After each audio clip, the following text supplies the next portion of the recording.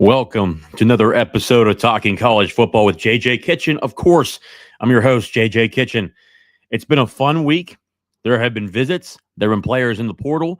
There have been players announcing they're coming back. And I think a majority of fans, to say the least, have my DMs just flaming and asking whether Desmond Reed's coming back. There's no way. We haven't heard nothing. Why is JJ saying Alliance 412 is doing a good job? Players haven't announced they're coming back yet. Well, because I think we're starting to really find out that, yeah, they are coming back. You saw a number of people say they're coming back today. Obviously, I got the whole list here. Obviously, tonight, Francis Breu put out his announcement. For the people that are asking, obviously, people have already been hitting me up before we went live here about a West Virginia account talking about Eli Holstein. Got news for you guys. Eli Holstein's not going anywhere. He's going to be at Pitt next year. Kyle Lewis, the same thing. Rasheem Biles, those guys will be back unless something crazy happens in the spring. So you never say never. You can never be 100% certain what we're going to look like in terms of the transfer portal era. Obviously, Penn State losing a backup quarterback, but he does get a lot of snaps in their offense. Obviously, it was a major loss to them with going into the playoffs. But right now, Pitt's in good position.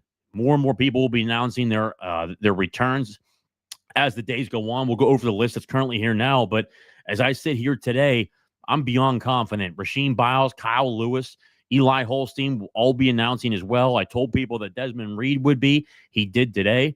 Those announcements will be coming out. Obviously, Alliance 412 has been doing a good job. And now that the focus has really been put on to the transfer portal and what Pitt needs to bring in to be successful in a year. Obviously, too, another topic for tonight, Dave Clawson, the head football coach at Wake Forest University, steps down, resigns today. No longer the head football coach, will go into an advisory consultant role with Wake Forest. Obviously, it's a major change in terms of what Wake Forest looks like. His news conference today talked about how NIL wore him down. We'll go into a number of different football coaches, and potentially Pat Narduzzi is another football coach in the coming years that maybe adds on to that list. Also, too, West Virginia hires Rich Rodriguez 2.0. You would have thought West Virginia won a national title here in the past couple of days with the amount of news that has come out of there and the hype that's come out of there. I'll be able to tell you why tonight, while that will not be a successful run for West Virginia, even with obviously the Big 12 being down. We'll talk about tonight why that hire will not be a good one, and it really shows the downward spiral that West Virginia is currently involved in. Also, too, we're going to look at players that Pitt is currently looking at in the transfer portal tonight as well. But before we get into it, guys, you guys always know the show is sponsored, if I can pull it up here.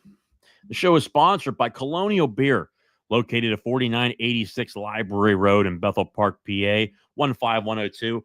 Guys, obviously, I'm actually wearing the shirt tonight. If you guys can see it here, probably not. Colonial Beer, obviously a great sponsor. Obviously, Colonial Beer, one and two incredible great pitmen who run that establishment and a great place. More importantly, great customer service. Two great individuals, pitmen, season ticket holders, you name it. They've done an incredible job. Obviously, I cannot thank you guys enough for supporting them. The amount of times they've reached out to me to let me know that Pitt fans have walked in. Obviously, if you do go in there, tell them I've sent you. Obviously, tell them you're a fan of the show. They'll love to talk to you. They're incredible people. But obviously, when you're in there, a number of different selections. Obviously, you have here the Pitt Icy Light can. Obviously, great sponsorship and partnership with Icy Light. Obviously, a really cool can overall when you're in there. Go ahead and pick yourself up one, obviously. But two, incredible different selections between your light beers, your heavier lagers. Obviously, they have a number of different selections while you're in there. So make sure you go and see Colonial Beer located at 4986 Library Road in Bethel Park, PA, 15102. Also, the show is sponsored by Thompson Law Group with Brian Thompson, an attorney on your side. Obviously, when it comes to the different debt services, the different debts that people are in companies or also personal, Brian Thompson and his team are there for you. More importantly, I know I've known Brian Thompson for almost my entire life. I'd say since I was a kid. Personally, I use him for all of my stuff that I need. If any questions that I have, I certainly reach out to him. If he doesn't have the answer for you, he'll put you in the right direction. And what's great about Brian. He's a Pitt season ticket holder. He's a Pitt man. But more importantly, he's got a great family, does a lot of work in the community. But having his own place, he's not a big law firm, a lot like these other ones where they'll treat people like an individual number. When you look at Brian Thompson, he treats you like an individual, but more importantly, the person that you are and the results that you need to be successful in your case. Make sure you reach out to Brian Thompson and Thompson Law Group. Call them at 724-799-8404 or visit them at thompsonattorney.com. Again, call them 724-799-8404 or visit them at thompsonattorney.com. Guys, again, the comments will be flowing in tonight. Obviously, if you haven't done so, subscribe to the channel, like this video, share it on Facebook, Twitter. And if you haven't done so, down below, if you want your question to be read first, make sure you make a small donation to the podcast. The super chat button is down below. Make a small donation to the program, and we'll be able to put your stuff up on the screen. Obviously, as you can imagine, Icy Light Mango, City of Champions, Wolf HD, JS are all in the comment section. We'll get to a number of different things here tonight. But the first things first, obviously, people already on my Twitter feed already reaching out to me, asking me the amount of questions so far. This Huddy Tuddy account, which is through West Virginia. Obviously, they're going after it again. West Virginia is doing a really good job of self-promoting themselves in the offseason. Obviously, Neil Brown did a hell of a job in the offseason. They were national champions of the offseason, but obviously when it came to the season, they were a 6-6 football team, but also lost to the Pitt Panthers this season. Obviously, Neil Brown didn't survive this year. Obviously, he went and got fired. There's about a $9.7 million buyout there that go with Rich Rodriguez out of Jacksonville State. Obviously, West Virginia missed on a number of different targets. I think overall, when you look at the pay scale for Rich Rodriguez, only $3.5 million to start. I think that'll probably be the lowest paid coach in the Big 12. That's a major question mark. Obviously, West Virginia is in a number of different areas when it comes to financial stress within the university, athletics. Ren Baker has called the situation with Milan Puskar Stadium as an existential crisis because it needs so many updates. Those type of things still need to happen. Obviously, I know West Virginia fans are trying to get Pitt fans riled up online. Obviously, Josiah Trotter. Jeremiah Trotter is Josiah Trotter's dad, played for the Philadelphia Eagles. He actually went into the portal for West Virginia and then committed today to Missouri. 5 days ago, they talked about how Josiah Trotter was welcomed back. He was potentially going to be the best linebacker in West Virginia history. Now today, he can't cover DBs. He can't cover tight ends out of the backfield or running backs. All of a sudden, he's not a good linebacker. So goes to show you what the fan base looks like at West Virginia. But they've got a lot of work to do, obviously, to rebuild that roster. They're really in a bad spot overall with the roster, with the amount of graduation, transfer portal. They signed a full class, which is good for them. Signed a full class, but does that fit with Rich Rodriguez's system? That'll be debating to see. Obviously, I think that some of the stuff you'll see out of West Virginia at this point is probably because they're probably scared to face Pitt. Obviously, this will be the last game versus Pitt before a 3 or 4 year hiatus. Obviously, Pitt leads the series now 2-1 between Pat Narduzzi and Neil Brown. Obviously, to put it lightly, Rich Rodriguez and Pat McAfee and the entire West Virginia clan could not stop talking the entire day about Pitt football. And obviously, it was one fan out of West Virginia that heckled Rich Rodriguez. As you can imagine, when you look at overall, when it comes to the display of West Virginia football right now, 50-50, when you look at the overall fan base, 50% wanted Rich Rodriguez back. The other 50% did not.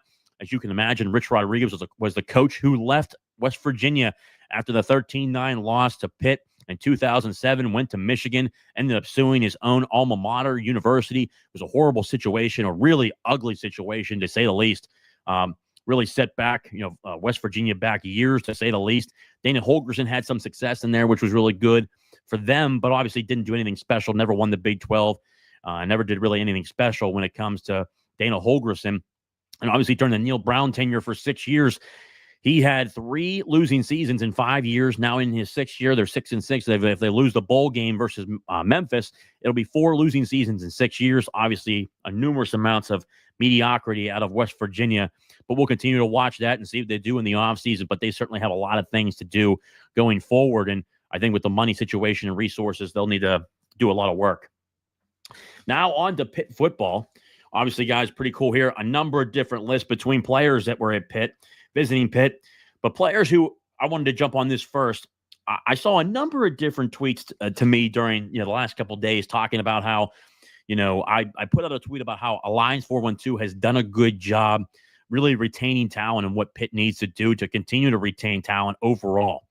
When you look at Pitt right now, yeah, they've done a good job. And some people ask, well, they haven't had Desmond Reed announced yet, Eli Holstein, Kenny Johnson, players like that, Kyle Lewis, Rasheem Biles. From everything I've been told up to this point, from understanding everything from the back end of what Pitt's doing right now in terms of collective wise, I expect all of those players to return to Pitt. Rasheem Biles, Kyle Lewis, Eli Holstein, Kenny Johnson, Desmond Reed. I talked about that before. He announced today. Francis Brayu also announced today. More and more names will continue to come out. Again, until we get through the spring season, you never know what your roster is going to look like overall because a number of different players. We obviously saw the situation that happened with Jordan Addison. Nothing's ever 100%. But as I sit here right now, the contracts are in place, or not the contracts, but the overall handshake agreement deals are in place. I'm very confident that those guys come back. Obviously, I think, again, Alliance 412 has done a damn good job. You look at guys like Jeff Goldberg, John Pelusi, Chris Bickle. Obviously, Chris Bickle, the CEO of Alliance 412. Doug Whaley, the general manager of Alliance 412, which I would basically call Doug Whaley the general manager of Pitt football at this point. I think they've done a really good job. And again, the names just to start here, just some of the names, Ryan Bayer, Lyndon Cooper, the two guys up front that you wanted to keep. When it comes to Branton Taylor, I expect him to go to the NFL. I don't think he was granted a year of eligibility on a medical red shirt. I think he was denied from what I've been told. So I don't expect him to be back. I expect him to be into the National Football League. But Ryan Bayer, Lyndon Cooper up front, B.J. Williams, so those will be your three starters up front for sure that you'll have back next year. Obviously, there'll be plenty of competition from the transfer portal. We'll talk about a number of different names that Pitt's looking at. I really expect Pitt to get between 3 to 4, potentially 5 offensive linemen from the transfer portal. We'll go into that. So those three, Desmond Reed announced today, Jimmy Scott, Nick James, Jasir Whittington, Malachi Thomas, Jake Overman, the tight end, Rashad Battle, cornerback, Sean Fitzsimmons, defensive tackle, Jake Overman, tight end, and again today, Francis Brayu. But you'll see more and more of those names come out. Obviously, they're making edits. They're making their, edits. They're also, too, their pictures that they put up that I'm back. More and more of those will come out. They'll obviously do it on their own time period, as you can imagine. Obviously, what's going on with Sincere Edwards, again, another name that I expect to be back as well. A guy that has really a solidified spot in terms of what the defensive end position looks like right now. I expect Pitt to go out and get really potentially 2 defensive ends from what we've had previously from last year. Right now, you've got Sincere Edwards. I think in confidence-wise, I think you have Sincere Edwards, Jimmy Scott, and then obviously, too, Chief Borders that are currently there right now. Those top 3, potentially Nate Temple coming back. We'll see what that looks like. But I still expect Pitt to go out and get 2, potentially 3 defensive ends when it comes to it. The defensive tackle position, I think they're really set at. Nick James, Sean Fitzsimmons up front with Francis Brayu. Obviously, too, you have Isaiah Neal, Jasir Whittington. So you've got really 5 guys right there, potentially 6 with some of the more of the young guys coming up. We'll continue to monitor that. Obviously, Anthony Johnson, unfortunately, suffered a season-ending, career-ending injury in the early portion of the season. Obviously, a Whippeal kid that was tough to see, an incredible young man to begin with. That was just tough overall to hear about. But when you look at overall in this roster, they've really held on to the people that they had. Again, you never know what can happen, especially towards the end of spring camp. The amount of times we went back and forth, obviously, Dayon Hayes restructured his NIL deal 3 times last year before he hit the portal. Now Dayon Hayes is back in the portal. We'll see what that looks like overall. He's got a long way to go to figure out where he needs to go. So a number of different factors. Obviously, Pitt's going to get really active here in terms of the portal and what they're doing going forward. It's going to be interesting going forward.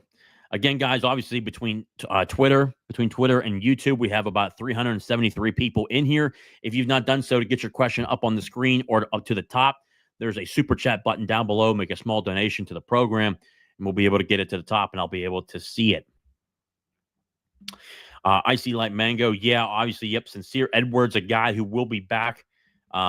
Again, I was confident in that as well. You're going to see more and more names come out. Obviously, too, not everyone's going to put up a slogan saying we're back, all that good stuff. Obviously, it's great that Alliance 412 does that, but not every player needs to do that. I think, that kind of stuff gets annoying on the back end with a number of players. And I think the majority of the players know, as long as they know that internally in the locker room that they're coming back, it's not a big deal. It's been pretty funny tonight to see some of these West Virginia fans overall and what they look like. Let's see here. Jesus. The amount of stuff in my Twitter DMs is just comical at this point. Also, too, guys, I love giving you guys information. You'll see information that I put out, obviously, on X. Potentially, we do something in terms of, maybe doing, obviously, a closed membership on the YouTube channel. I'm working on that as well for the channel. But also, too, for the people that need to know, if you're DMing me like, hey, can I get information about this? I'm not going to give it to you. Like, whatever you need to know will be on the channel here. I'm not going to reach out to numerous different people. When people give me information, obviously that kind of stuff is tight knit. It's in a tight circle. Obviously, when that stuff can go out, I'll put it out there, obviously. But yeah, I'm not going to reach out and just start telling people what I know and whatnot. You'll see it all here. Trust me. Whatever you need to know, you'll find right here on the channel. That's why I tell people to subscribe. You'll see it right here. Let's see here. Making sure nobody else has announced so far. Before we head on to the topic. All right, so first, off of that, players who have been here, obviously people that will be visiting pretty soon. We found out December 16th, obviously, Justice Boone, the Florida defensive end transfer, will be coming to Pitt on December 16th. I also expect Cole Gonzalez, a quarterback out of Western Carolina, obviously has a great relationship with Cade. He knows the offense. For Pitt wondering why they're going after a quarterback, I mean, right now at the quarterback position, and we'll talk about the bowl game going forward too, limited numbers of where Pitt's at right now. They need depth. Anthony Calandria, obviously a guy who's going to visit as well, or he visited this past weekend. He's a guy that's interested in Pitt. Obviously, he's down at Ole Miss right now as well. He's a guy to watch out for. Cole Gonzalez, who knows the offense, can be a really good asset to what potentially Pitt needs to do going forward. He certainly put up great numbers in 2023, was on the verge of doing the same exact thing in 2024 till he got hurt. Pitt needs to add a quarterback in the transfer portal because of the numbers that they currently have. Obviously, Ty Diefenbach going into the portal. Nate Yarnell going into the portal. They think they have better opportunities, obviously, to get better playing time. That's why they're in the portal. So really on the roster currently right now for the bowl game, all you have is, Eli Holstein, David Lynch, and Julian Duggar, the three quarterbacks. At this point, we don't know what's going on, obviously, with Eli Holstein. If I had to bet, personally, me, I would not play Eli Holstein in this football game. I think that our job at this point, I think for Pitt, with the best thing they could do is not play Eli Holstein, play David Lynch, even potentially get Julian Duggar ready. I think that's your best option. Because the biggest thing for me is I don't want to go through another injury with Eli Holstein. This is a game that doesn't really matter. Obviously, I mean, for us, obviously, you want to beat Toledo, obviously. I think David Lynch could potentially be the guy that does that, or Julian Duggar. But also, too, Eli Holstein has got a bright future at Pitt. Obviously, we need him healthy, 100% healthy going into the spring season.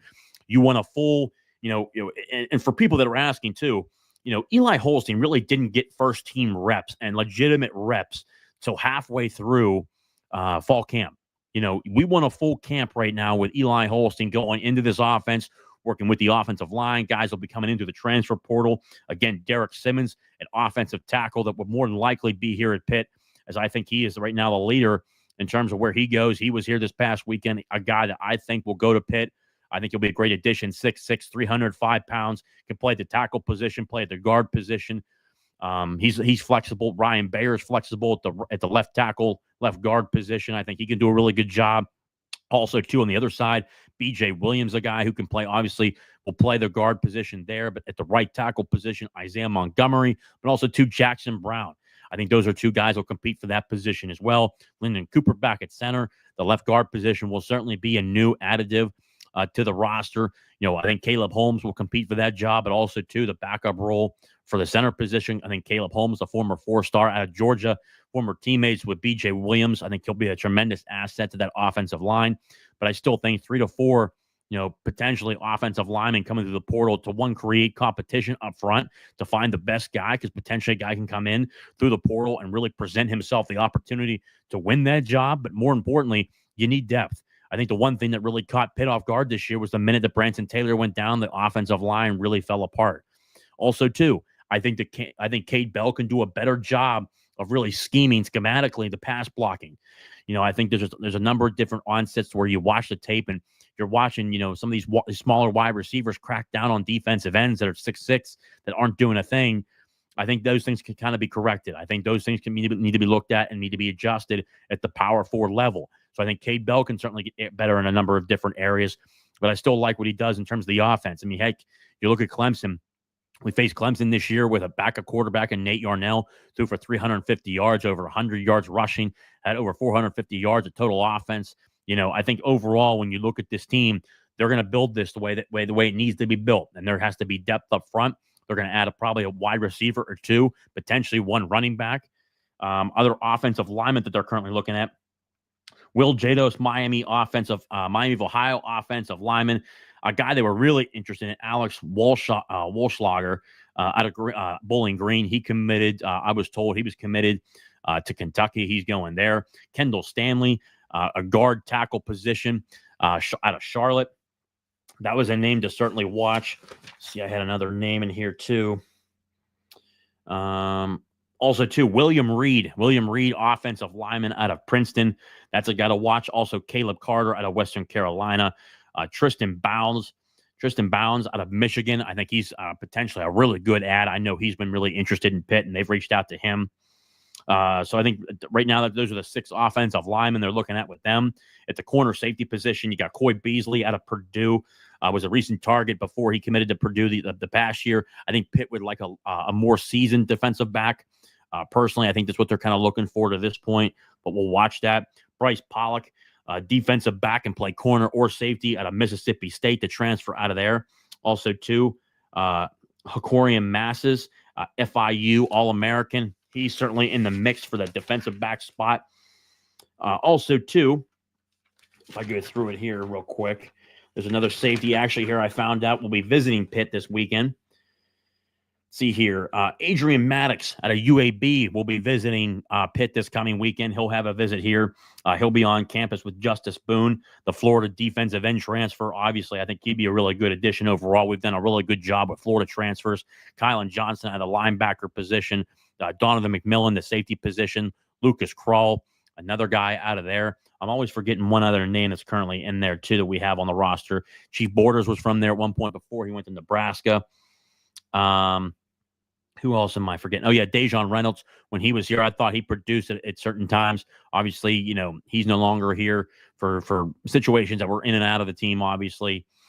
He's no longer here. But that's currently what we have right now.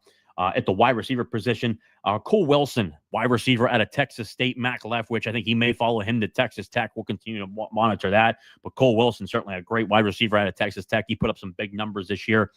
Also, too, Robbie Washington, wide receiver transfer out of Miami, Florida, obviously the U. He's potentially looking for an opportunity, a bigger wide receiver, 6'4", 225 pounds, a guy really built really well, has a lot of speed, really good route runner. Just didn't get a lot of time at the wide receiver position at Miami, obviously with the amount of talent they got down there. Looking for more playing time. I think you could find that at the University of Pittsburgh. Also, too, DT Sheffield out of North Texas, the wide receiver transfer out of North Texas. I found out he from a couple coaches I know down at Arkansas. He was actually on campus down there. I think he's kind of leaning that way. I wouldn't be shocked if he commits there. He really liked his visit down there from what I was told. So he may be leaning that way. I thought he'd be a good ad. He's 5'10". Fits what Cade Bell wants to do. Really fast guy. Also, too, who else do I have on here? Oh, yeah, Jace Brown. Jace Brown out of Kansas State, a guy that they're currently looking at right now. Obviously, I would think he wants a big dollar amount. Eric Rivers, FIU transfer out of FIU. Also, too, Camden Brown, 6'4" wide receiver out of Auburn. Auburn transfer. We'll be watching for him. Also, too, Isaiah Johnson, Michigan State wide receiver transfer. They've certainly reached out to him. A potential visit is currently in the works, so we will certainly watch that as well. Let me see here. Before I got a couple comments in here. Obviously, if you had not, again, we've got more people in here now. A little over 531 people, 530 people now in here between X and YouTube. You can see them both. If you need to see your question asked, make a small donation to the podcast. It'll go right to the top. I'll be able to see the start, and we'll be able to put it up on the screen.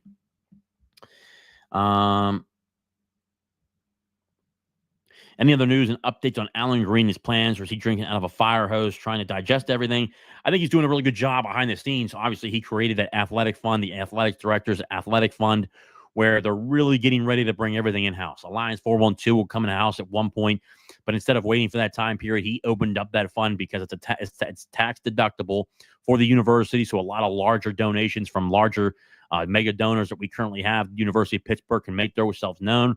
Obviously, everyone getting involved with Alliance 412 now has been huge. It's been a major factor in what we've been doing going forward.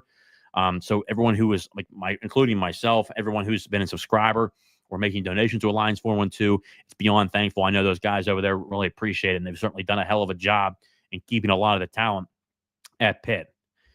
Great question, but I can tell you this. He's got a lot of stuff going on behind the scenes. He's been in a number of athletic events between volleyball and whatnot.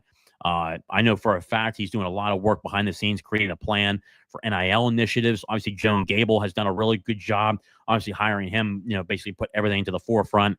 But from what I've been told from behind closed doors, everyone's really in the same direction right now between Joan Gable and Alan Green to this point, and really moving everyone forward and really having the focus on football to this point to making it successful and really reaching the top tier limit of what it could certainly do. So let's see here.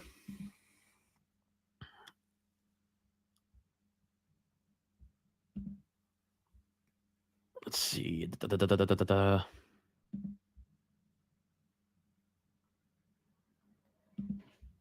Let's see. Through there. Question there. Let's see here. PA2. Getting some more members in here. Let's see here. All right, good.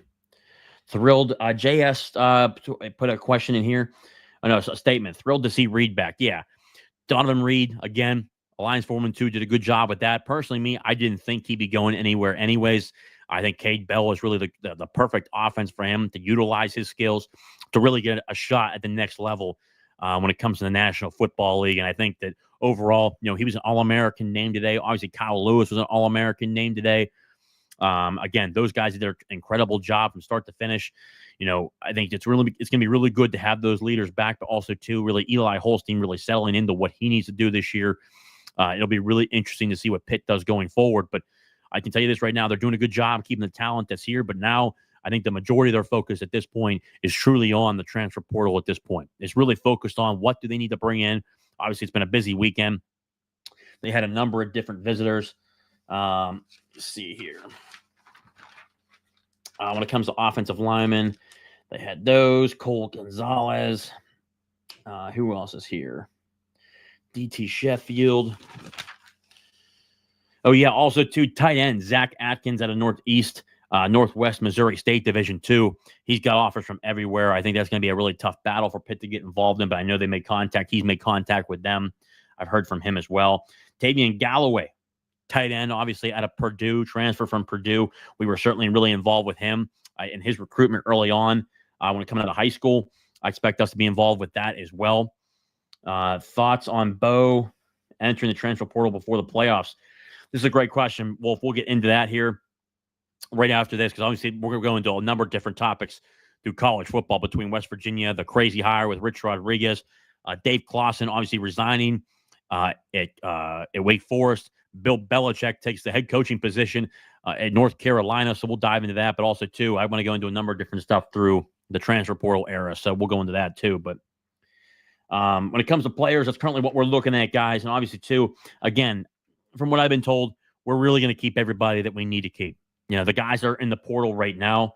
I think when you look at all the guys that currently were in there, see if I have the list here or not. I had it here somewhere.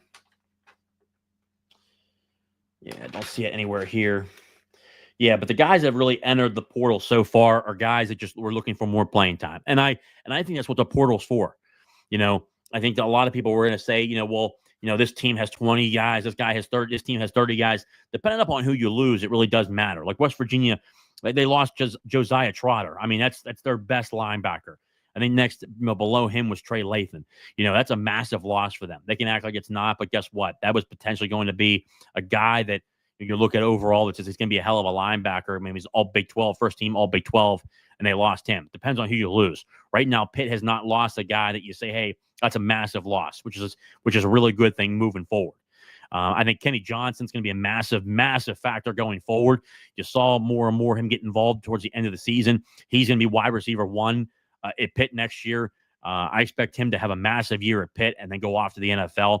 That's really what my belief is. From what my understanding is, he's going to be a very big time focal point in what Pitt does going forward next year. I'd be shocked if he comes back after next year because his numbers. I expect his numbers at Pitt to be through the roof because Pitt likes to throw the ball, and I expect him to throw the ball even more next year, to be quite frank with you. But diving into the next one, obviously, thoughts on Bo Pribula entering the transfer portal prior to the playoffs. Here's what I'm going to say about this, and this is a fact. You can't blame the player for going into the portal at this point because the portal closes December 28th. He could put his name in there, and let's say he stays, let's say Penn State wins a couple games. It goes into January. He needs to find his next spot, and I can assure you his agent is certainly reaching out. They've certainly reached out to a number of different teams. I can imagine that Georgia's involved, Alabama's involved, Auburn's probably involved. Auburn got the quarterback recently from Stanford today, but he's going to probably be involved. Michigan State's probably involved in bringing a quarterback in. There's going to be a number of different suitors, and they've probably reached out to his agent, and they're saying, look, we need a guy that's going to be able to come in here for spring and compete for QB1. He has to do it. The transfer portal calendar has really ruined what they're doing to this point. And I've said before, personally, me, I don't think the transfer portal should be open twice. It should be a lot like the NFL.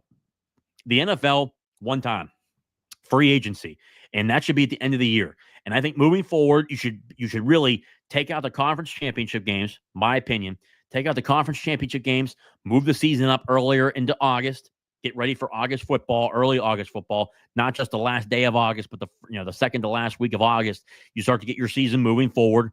You start the playoffs immediately as soon as the season's over, and then you start to dive in from there.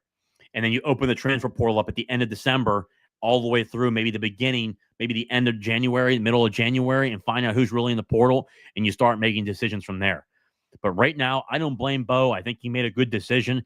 He's a guy that's going to be a starter somewhere else. I know a crazy Penn State fan this morning sent me a thing saying, well, Bo would be the best quarterback on Pitt's roster right now. No, I don't agree with that. I think Eli Holstein is truly the best quarterback they would have on the roster. I think Bo Pribula is still a damn good quarterback, though. The amount of touchdowns he had, they put him in a number of different packages close to the end zone, put him in the red zone a lot.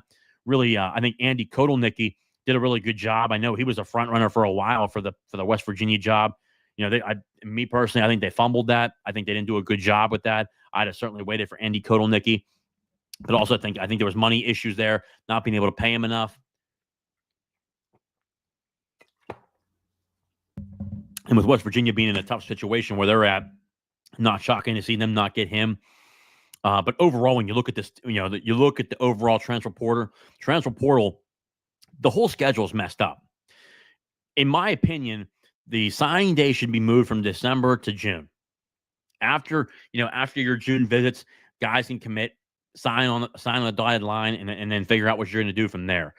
And then eventually have your transfer portal open up. But again, I think overall, signing day move back to June, take out the conference championship games, move the season back 1 week or 2 weeks, maybe into the middle of August, not the end of August.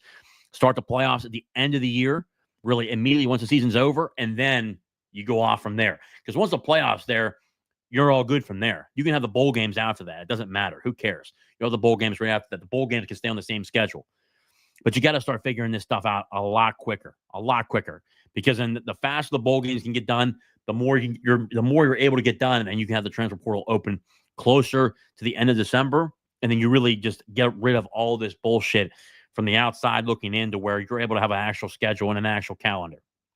Just my opinion. Bo is a heck of a player. I'd take him over Aller personally. I think Bo is a great player, but I can tell you this. I think Drew Aller, I think that system, Andy Kotelnicki's really doing a good job, but there's just a lot of, from me, when you go back and you watch year after year after year of Penn State, there's a lot of fingerprints of James Franklin on there. And I think that James Franklin overall has done a really bad job in the way that they call plays offensively. The same thing with his prior OC. Why am I drawing a blank on his name?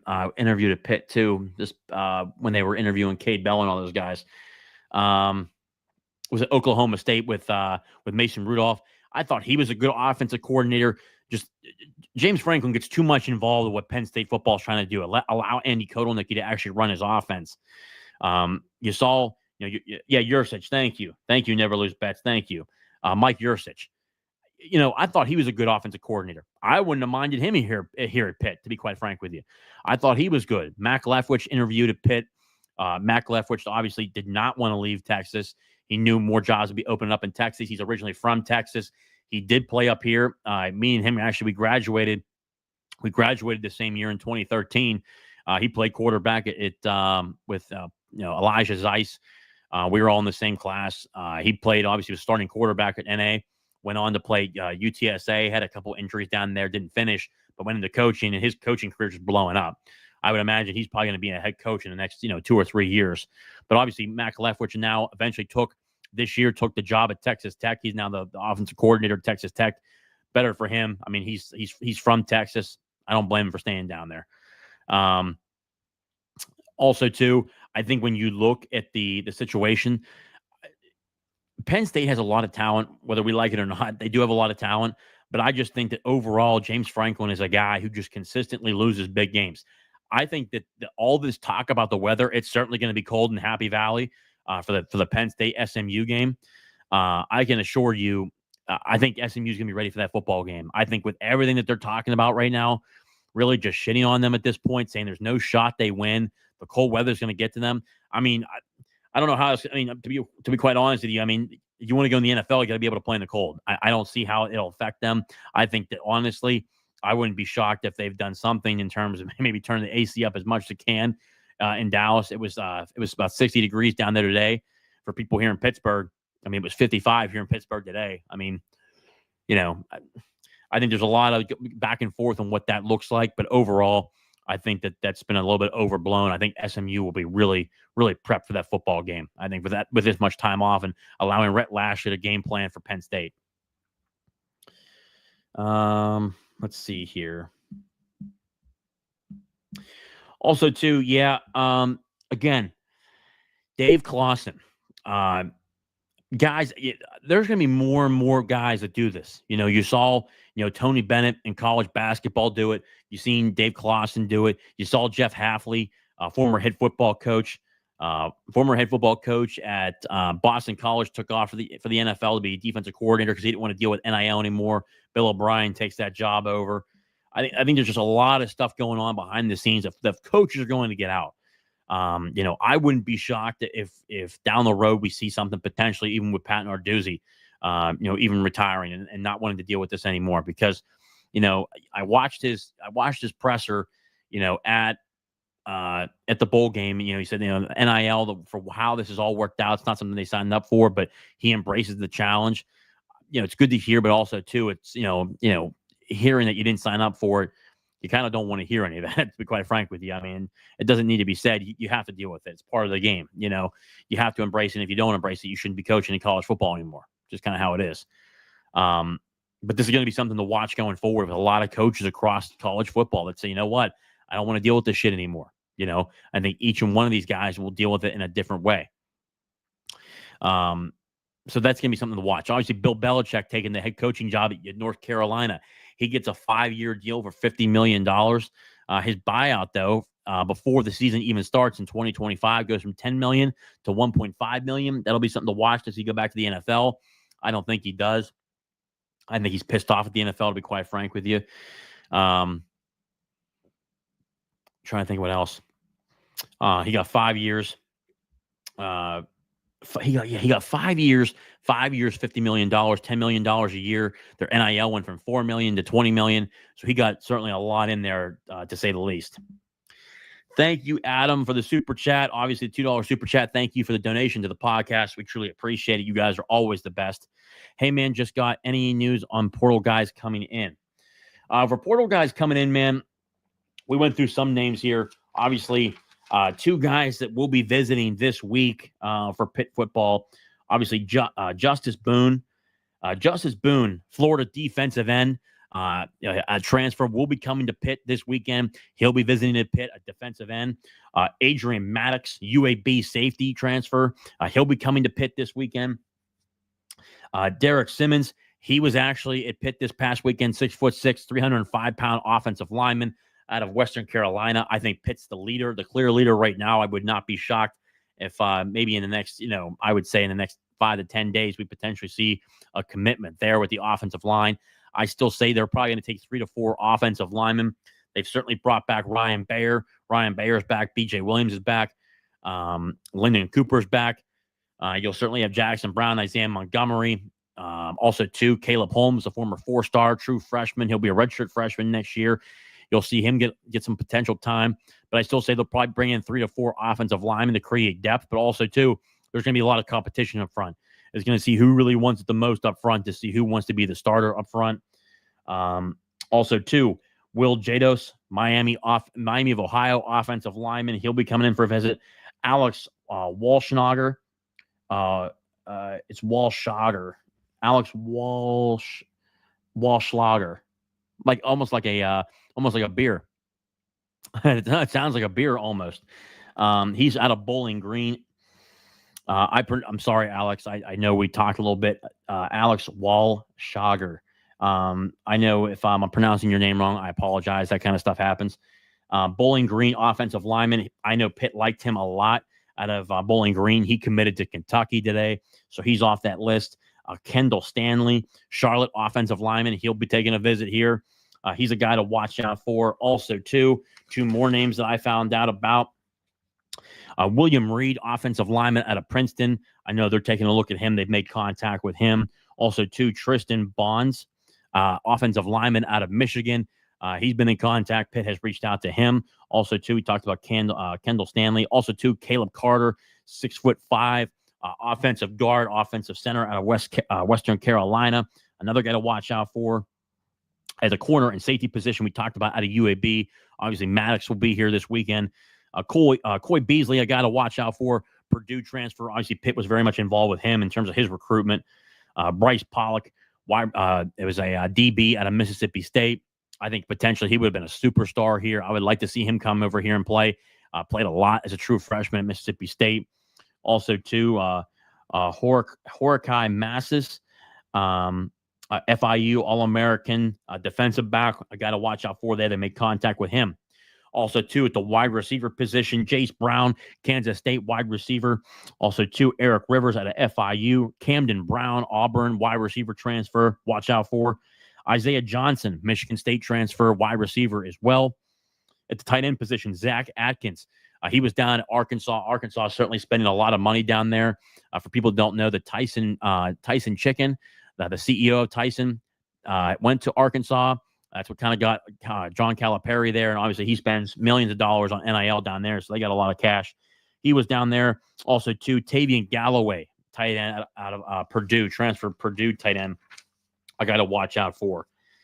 Also, at the wide receiver position, Cole Wilson out of Texas State. Mac Leftwich, the offensive coordinator there, took a job at Texas Tech, potentially maybe go there. A wide receiver Pitt was looking at out of Miami of Ohio, just committed to Texas Tech. So depending upon how much room they have, we'll see. But out of Texas State, Cole Wilson, I got to watch out for. Also, Robbie Washington, wide receiver out of Miami, Florida. Out of the U. Obviously, he's looking for more time. 6'4" wide receiver, 220-pound wide receiver. Great speed. I think he does a great job in his route running. Can always get better here and there, but I think he's a guy looking for more time at the wide receiver position. Miami kind of wanted him to go back and forth between corner and wide receiver. His film looks pretty damn good. I would certainly take a look at him as well. And also to DT Sheffield, wide receiver transfer out of North Texas. He was also down at Arkansas. He's leaning that way from the coaches that I've talked to. A couple guys I know down there. He had a tremendous visit down there. He's supposed to announce his commitment December 25th. He's been leaning that way, but we'll watch in terms of what he does because Pitt has made contact with him. Adam, again, I appreciate the super chat as always. Pollock already committed somewhere else, and it's announced like the hesitation. FIU slot cornerback. Okay. Thank you for letting me know that, Wolf. Didn't even see that yet today. I'll have to double check on that. Let's see here. What else? Obviously, again, my DMs through X right now, guys, it's just blowing up with the Eli Holstein stuff. I mean, Eli Holstein's not. I mean, everything that I've had and every conversation I had, Eli Holstein's not going anywhere unless something crazy happens in the spring where something just blows off to where we lose a number of different guys or something just takes a hold of something, takes the wind of it out of itself that we see like a Jordan Addison, but. I don't see him going anywhere. I don't expect anything to happen there at all. Let's see here. Make sure nobody else here. The Pitt Panthers, obviously the main account of the Pitt Panthers.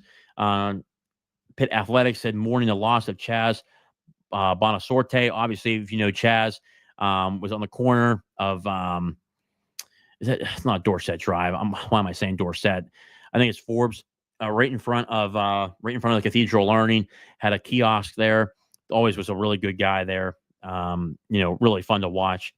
Really good guy overall. The number of stories that have come out, sold a number of memorabilia, obviously shirts and T-shirts and whatnot. Very cool that Pitt was able to show memory towards him. Also, too, there's a wide receiver. I'm trying to find the name. I had a list here, too. Wide receiver out of Clemson, too. There's a wide receiver that was certainly involved and certainly interested in Pitt. Trying to figure out what his name was here. I had his list down here. His name. Wow, Tristan Smith, wide receiver. Clemson takes their first transfer portal player. The first person Dabo Swinney has taken out of the portal ever. Wide receiver Tristan Smith out of UTSA. They take him.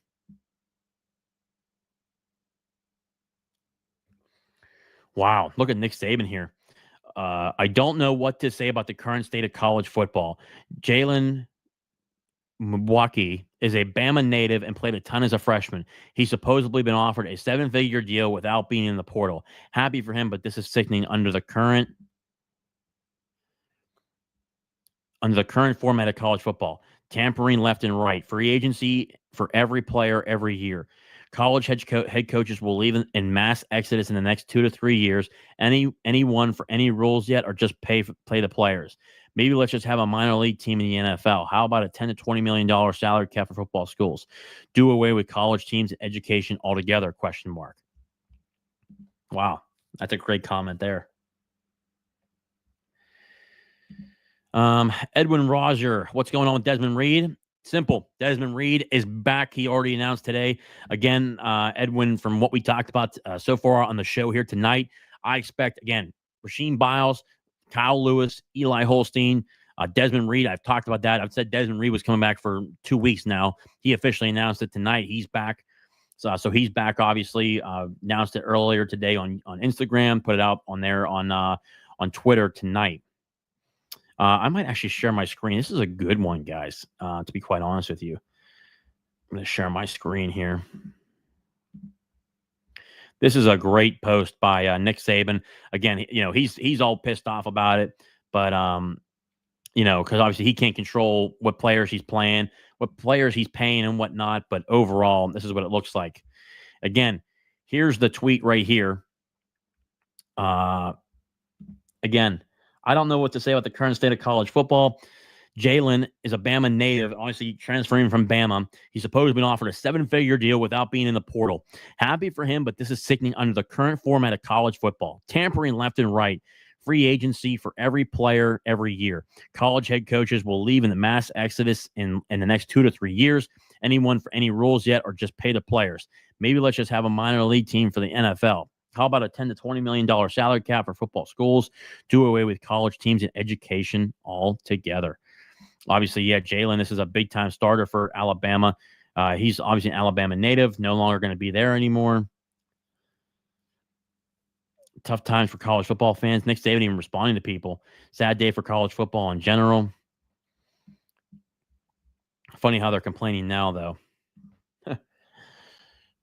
Let's see here. What else we got here? See if anybody else announced here.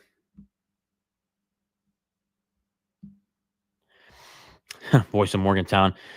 Former WVU linebacker Josiah Trotter has committed to Missouri. Huge loss for the Mountaineer defense. I agree.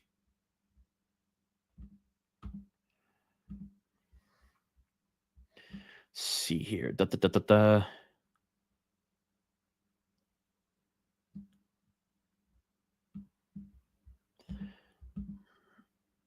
Kyle Lewis, again, Oakland Originals there.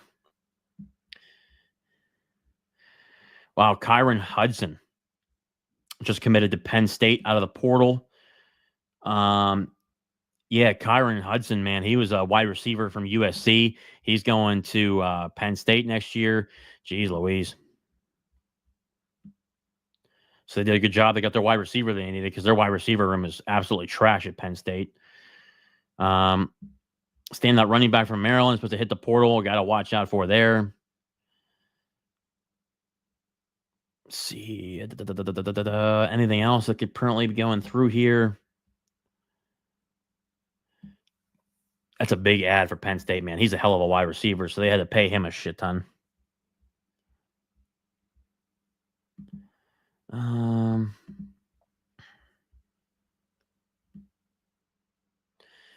see here. That's an incredible USC to Penn State. So they had to, I think they probably paid at least $2 or $3 million there at least.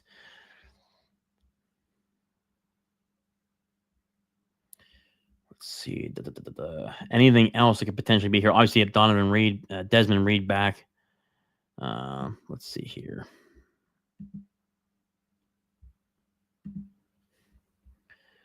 Let's see.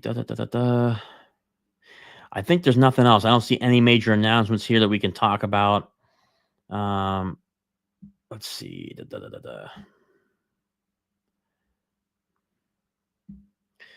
Alabama transfer. Well, this is going to be one that's going to be crazy. Alabama transfer wide receiver John Meter entered the transfer portal today. Future Heisman finalist. Drew Allar will be a top QB in football next year. I think he'll be a damn good quarterback next year. But Steven, if they actually allow him to throw the football actually downfield, they actually allow him to throw the ball downfield against Oregon in the Big Ten championship game. You know, obviously they still lost that game. They still can't win the big game. But I mean, there's no reason why a guy like Drew Allar should not be throwing down the field. A guy like Drew Allar should be throwing constantly and pushing the ball down the field.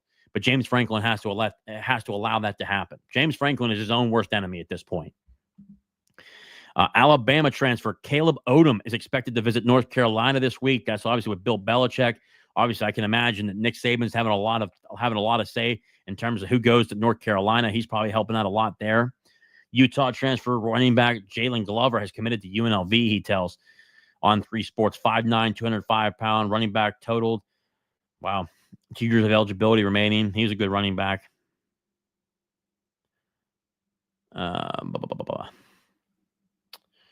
Yeah, former Alabama wide receiver Caleb Odom, wide receiver tight end, visiting UNC this week. ESPN top 75 recruit.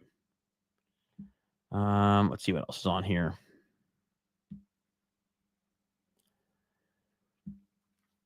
Billy Edwards, quarterback transfer out of Maryland, commits to Wisconsin.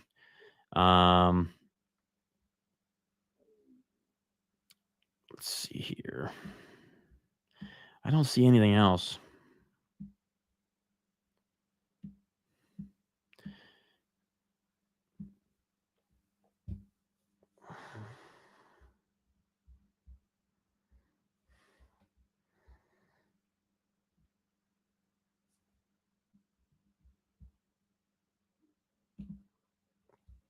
Wow. Look at this comment here. This is going to be one. Brayu back on board as well. Yep, I saw that as well. We talked about that as well. Obviously, guys, with the comments coming in, that's a fake. It's a fake statement account. I thought it was him as too. First off, thank you, Team Man. I appreciate that. Thank you. I'm going to share my screen again here. This is actually a good one. Got about 5 minutes left on the show here. I figured just show this here real quick. This is an absolute shot to West Virginia, to say the least. Jeez Louise. So here, Kotelnicki. So talking about the interviewing process with West Virginia. Kotelnicki, I enjoy the players I get to coach. Working with Coach Franklin has been awesome. The offensive staff that I work with is elite. So just really a really easy decision, quite candidly. Low-key, maybe the most arrogant insult from Penn State to West Virginia in a lifetime of insults. Yeah, that is a major blowback to West Virginia. Basically saying that West Virginia is not a good job. Under no circumstance did he want to take that job.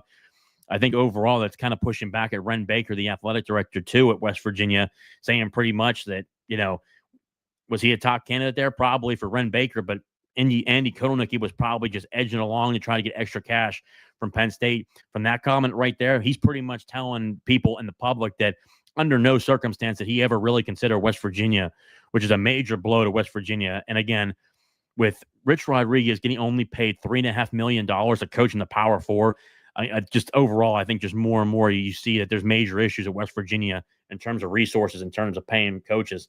He's getting $3.5 million. I saw they're going to have $7.5 million for support staff, $5 million for assistant coaches, which, I mean, it's a good number. It's not great. It's not anything that's outlandish or anything like that. Last year, really the last 6 to 7, 8 years, West Virginia has been second to last in salary pool for assistant coaches. That's something that a former assistant coach had told me about West Virginia. They do not pay their assistant coaches. That's been dating back. Heck, that's actually been dating back since 2007 when Rich Rod was there the first time. He left there because they refused to pay assistant coaches. It's always been a money issue and resource issue at West Virginia. So that's something to watch there. But that's just crazy overall right there. Let's see here. See if there's anything else here.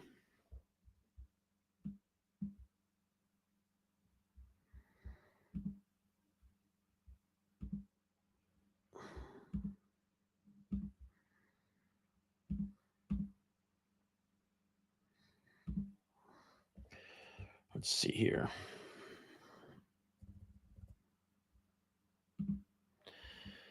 All right, guys, I think that's going to be it. I don't see any more. I don't see any more super chats or anything like that. Guys, I think that's pretty much it. That's kind of all we had for tonight.